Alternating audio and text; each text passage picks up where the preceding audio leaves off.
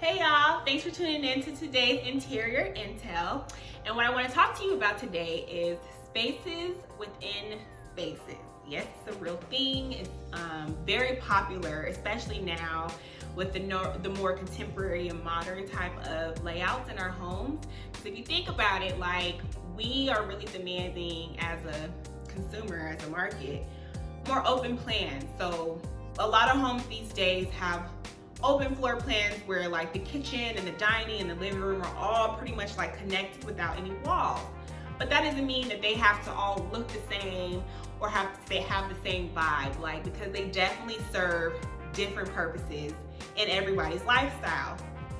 So although these spaces create a sense of fluidity, you can still set them apart and give them different vibes with intentional design and with intentional like color schemes and intentional furniture that you choose and the way you lay out and really separate each space from itself without compartmentalizing.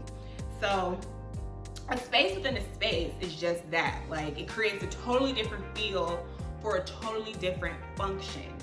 So when you have spaces within spaces, you don't necessarily need to compartmentalize the one space into multiple spaces. What you're doing is you're creating a certain feel and a certain vibe for different functions that are happening in that space. So in your mind, it's kind of like separating one space into multiple spaces for multiple functions. So you can do all of this without compartmentalizing, without disrupting the synergy in your space. Synergy is important, especially when you're trying to do multiple things in one space. So I know back in the day, like I want to say mid 20th century and before, people really liked to put a wall up for every space. Like, you would have a wall to block off the kitchen, a wall to block off the dining room, a wall to block off the living room, a wall to block off the bedrooms, of course. Like, why were we having so many walls? Like, everything was so compartmentalized. And we've really gotten away from that, but that doesn't mean that we can't set a different vibe for each different space as if it was a different room, if that makes sense. So take this room, for example. This is a client that I have that has a 3-bedroom home, and she initially moved into this home and used this room as an office space. But as she continued to, get settled in her space and people were coming to visit, friends and family and things like that, she realized, I need more beds. I need more room for guests to come and stay overnight so they don't always have to leave or go get a hotel room or stay somewhere else.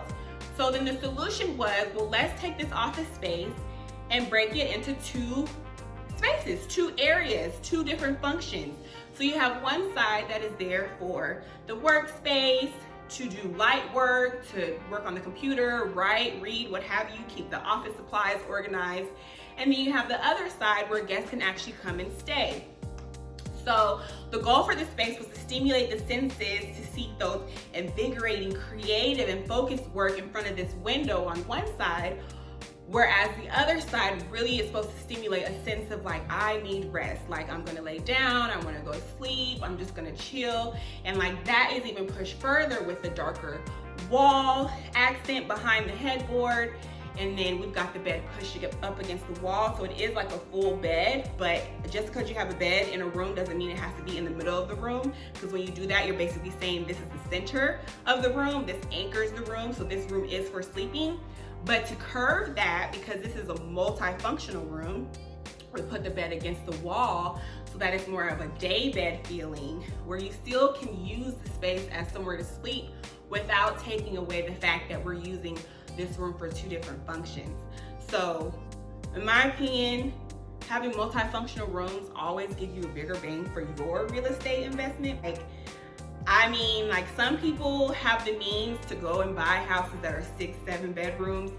I don't have that kind of money yet. I will one day, but I don't yet. So I'm gonna take the rooms I have, whether it's a 3-bedroom, 4-bedroom home, and try to maximize what I'm doing in each of those rooms, so I can have everything that I need in my life met. Like, all the functions that I need for a space are met if I do that. So when done properly, you can actually feel a shift of energy in a space. So you can see, like, one side of this room is a bit brighter. It's positioned in front of the window. So when you sit and work, you can sit and work and see outside and have the daylight come in on that side of the room. Whereas the other side, doesn't have a window. It does have a darker accent wall. It is like in the corner so that you feel like, yes, I can lay here, I can sleep. This is where I'm supposed to rest. You have a wall sconce with an Edison light bulb.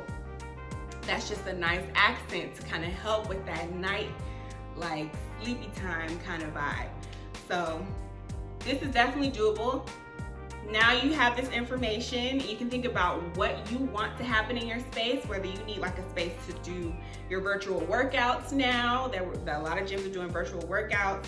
If you need a space to just chill and relax, like a quiet corner, that doesn't mean you can't do it just because you feel like you only have a 2-bedroom apartment or a 3-bedroom apartment or a 3-bedroom home. Like, don't nix the things that you want to do just because you feel like you don't have the tools or the space right now. You do have the space. You just have to be creative and think about how you can maximize that space and then create another space within that space. So thank you so much for watching today. If you have any questions or need help or need more advice, please check us out at PamelaWilliams.design, and thanks for watching.